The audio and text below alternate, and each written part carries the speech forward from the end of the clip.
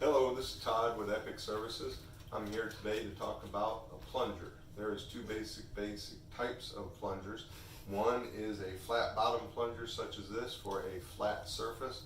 Another type of plunger is one that has a cone on the bottom. And this cone allows you to plunge a toilet. Some plungers also allow you to turn the cone inwards and make it into a flat bottom so you can use it for both things.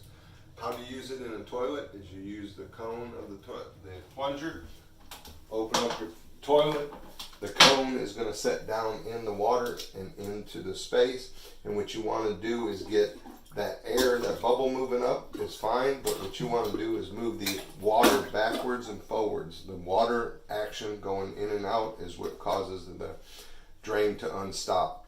If you're going to use this same plunger for a shower, you can turn the cone inwards, come over here, set it over the top of the drain, and do the same thing. What you want to do is move the plunger up and down so it allows the water to become a river of water moving back and forth, so the water becomes the thrusting action to unstop it.